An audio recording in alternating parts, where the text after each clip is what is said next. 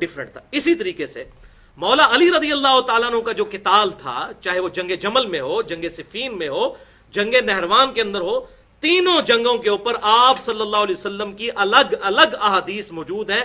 آپ صلی اللہ علیہ وسلم نے پہلے ہی پریڈکشن کر دی تھی، اور یہ سیدنا علی کی خصوصیت ہے.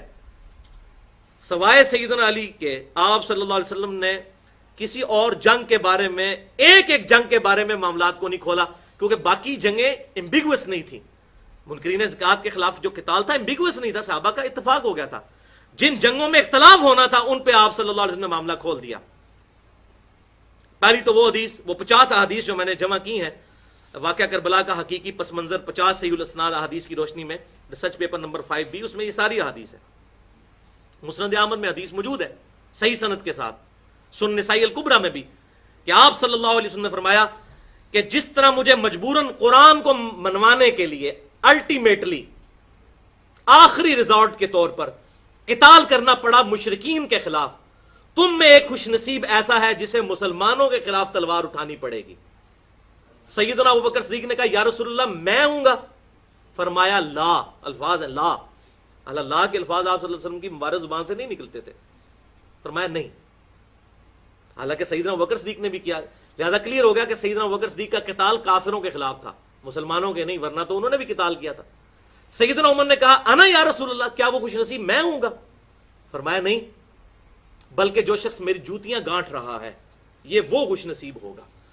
اور وہ تھے سیدنا مولا علی رضی اللہ تعالیٰ عنہ، حضور کی جوتیاں گانٹ رہے تھے.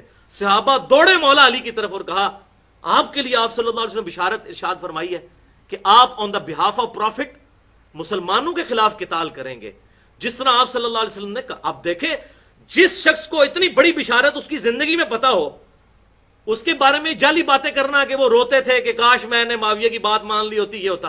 اور بھائی جس کو نبی پہ پکا یقین تھا کہ میری محبت ایمان کا حصہ ہے، صحیح مسلم میں 240 نمبر حدیث کتاب الایمان میں، علی سے محبت نہیں رکھے گا مگر مؤمن، علی سے بغض نہیں رکھے گا مگر منافق.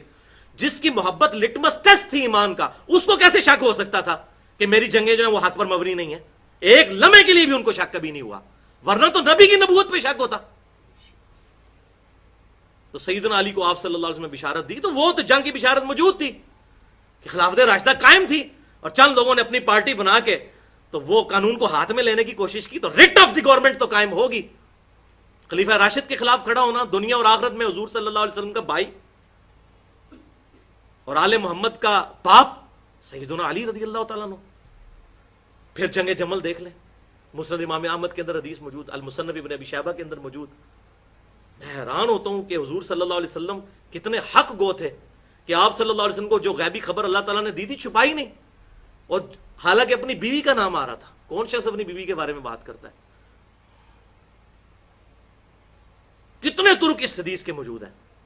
شیخ البانی بھی سلسلہ حدیثہ میں صحیحہ میں انہوں نے حدیث حوب نام کا پورا چیپٹر باندھ دیا ہے، اور تقریباً 20 ترک لے کے آئے ہیں کہ حضور صلی اللہ علیہ وسلم نے سیدہ عائشہ سے فرمایا تھا، مصنف ابن ابی شیبہ، مسند امام احمد، کہ میری بیوی کا اس وقت کیا حال ہوگا، تم میں سے ایک میری بیوی ایسی ہوگی جس پہ اس کے عمل کی وجہ سے حوب کے کتے بھی بھونکیں گے.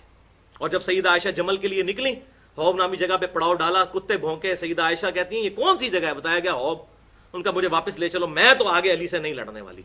اور ساتھیوں نے کہا کہ جی آپ کی وجہ سے صلح ہو جائے گی، لیکن ہوا وہی کچھ. اور سیدنا علی بالکل کلین سویپ جنگ جیتی، جنگ جمل، لیکن سیدہ عائشہ کی جان بخشی ہوئی سیدنا علی کی وجہ سے. اور کہا کہ تم اب بھی میری ماں ہو، اگرچہ جو کچھ تم نے کیا. تو عزت کے ساتھ ان کو وہاں سے روانہ کیا. پھر وہ پوری زندگی روتی تھی. صحیح بخاری کھول کے دیکھ لیں، مصنف ابن ابی شیبہ میں بھی موجود ہے ڈیٹیل کے ساتھ کہ مجھے میری سوکنوں کے ساتھ دفن کرنا، میں نہیں چاہتی کہ میرے ابو بکر اور نبی صلی اللہ علیہ وسلم کی ان قبروں کے ساتھ مجھے دفن نہ کرنا کہ ان کی وجہ سے لوگ میری تعریف کریں. جو کچھ میں نے حضور صلی اللہ علیہ وسلم کے بعد کیا، مجھے میری سوکنوں کے ساتھ دفن کرنا. اچھا، جنگ جمل بھی، جنگ صفین، وہ تو جناب حدیث متواترہ بخاری اور مسلم کی کہ عمار کو ایک باغی جماعت قتل کرے گی. عمار ان کو اللہ کی طرف بلا رہا ہوگا، اور وہ باغی جماعت دوزخ کی طرف بلانے والی جماعت ہوگی. چیف آف آرمی سٹاف تھے سیدنا علی کی طرف سے جنگ جمل میں عمار ابن یاسر. 93 ایئرز ایج تھی اس وقت ان کی. ان کو شہید کیا گیا. سیدنا معاویہ کے سامنے لا کے سر رکھا گیا، مسند امام احمد المستدرک الحاکم کھول کے دیکھ لیں، اور ایک کہتا ہے جی میں نے مارا عمار کو، دوسرا کہتا ہے میں نے مارا۔ عبداللہ بن عمر بن عاص وہاں تھے، تڑپ اٹھے اور کہنے لگے تم دونوں ایک دوسرے کو دوزخ کی بشارت دو، میں نے رسول اللہ سے یہ سنا تھا اگر عمار کو قتل کرنے والا، اس کا مال لوٹنے والا دوزخ میں ہے، اور وہ کوئی عام آدمی نہیں تھا، صلح حدیبیہ کا صحابی ابو الغادیہ تھا۔ اس پہ شیخ البانی نے پھر پورے صفحے کالے کیے، انہوں نے کہا ابو الغادیہ چاہے صحابی تھا لیکن یہ اس پہ فٹ ہو گئی بات، بولے اعوذ باللہ۔ تو ہمیں بھی ڈرنا چاہیے ہمارے ساتھ کیا معاملہ ہونے والا ہے۔ اور جنگ نہروان خوارج کے خلاف بخاری اور مسلم کے چیپٹرز ہیں پورے پورے کہ اس مخلوق میں افضل ترین لوگ ہوں گے جو خوارج کو قتل کریں گے۔ اور ابو سعید خدری کہتے ہیں اللہ کی قسم ہم نے مولا علی کے ساتھ مل کر نہروان پر خوارج کے ساتھ قتال کیا تھا۔ بخاری اور مسلم کی متفق حدیث ہے۔ یہ ساری حدیثیں میں نے اس 50 احادیث میں جمع کی ہیں، عربی میں بھی اور اردو کے اندر بھی۔ تو سیدنا علی کا جو قتال ہے معاملہ بالکل ڈیفرنٹ ہے۔